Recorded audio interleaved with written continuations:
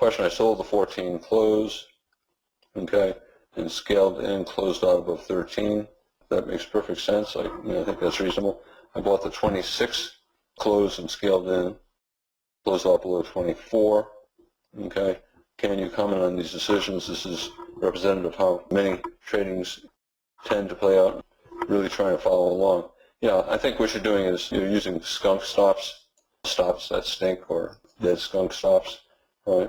This comes up all the time.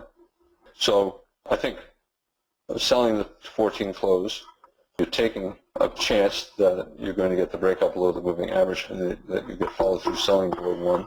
I think that is okay. And I think most traders who did that would exit above 13. So I think selling the 14 close, getting out above 13 is reasonable. Other traders will say, nah, it's a trap, it's a trading range. It'll go above 13 and stay below the 5 high. And 5 high is not much above the 13 high. So if you're going to sell 14 close, you put your stop above 5. And I don't have a problem with that either. You just never know in hindsight. If I sold the 14 close, I would be concerned about 15 and 16, and I probably would get out above 16, and that's why 17 looks that way. A lot of the bears did that. They were not happy with 15, not happy with 16, and they decided if it goes up one more bar, I'm out of here. So a lot of the bears exited above that. As far as buying the 26 close, I talked about that at the time. I said, if you're buying up here, you really need a wide stop because this has the potential to be followed by a deep pullback and a trading range. So if you're buying above 26, either you get out below 27 or on the 29 close, the early exits, or you have to use a really wide stop, like below 14. And that 24 was a magnet, the bottom of the most recent buy climax, 24, 25, 26. And if we start going down, it's probably going to go below the 24 close. So that's the one place where you do not want to put your stop. Either you get out before then, or you use a stop at the bottom of the bull leg, 14. So that's my thought there.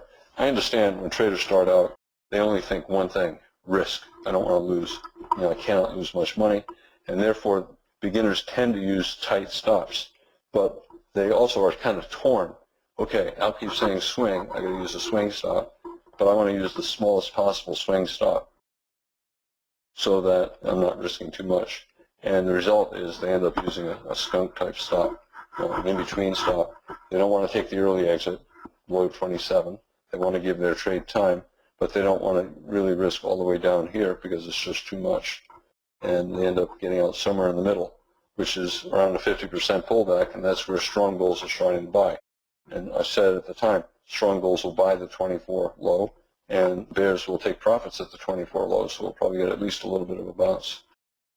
I hope that's clear. So you either have to decide that I'm going to get out early, and then if it keeps going up, I'll buy again, or I'm going to use that swing stop, which is really far away, and I don't want to use it, but that's my choice. I'm either going to trade small enough so that I can use the swing stop and scale in lower, or I'm going to get out early, like below 27 or on the 29 close.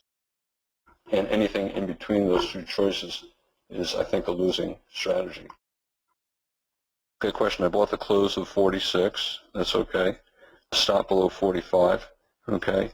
I scaled in once lower, and I got stopped out on my stop loss. Should I have exited earlier? Okay. Every now and then I talk about a skunk exit, and that's an example of a skunk exit. Okay. You have a buy climax. Okay. And there are going to be a whole bunch of stops below 46, below 45, right? So you know that if it starts going down, it's going to get at least a tick below 46. However, you also know that there'll be buyers down there as well. And then because we might be getting a test of the open of the day, there probably will be buyers at the open of the day. I bought at the open of the day. I bought a couple ticks above the open of the day for a scalp. So when I say a skunk exit, I'm talking about one in the middle of two good choices, and usually you get killed if you're in the middle. So to me the choices are, you can see what happened. 46 close, bulls did not like 47, they hated 48, and then look what happened to 49, right? It went back above the 46 close and came back down. So that tells you that a lot of the buy the close bulls 46 were disappointed 48, and they get out on 49, and more bulls started to get out here. So to me, I'm either getting out below 48, or I'm getting out below 50 or 49, or I'm going to use a really wide stop down here. And what bulls do is they either get out here or they get out down here, and as it's selling off, they could be buying 1, 2, 3 points down. A lot of bulls don't do that. Instead, they wait for a bull bar, 54, and then they buy above the bull bar. And then they try to get out break even around their original entry. That's what caused this big tail here.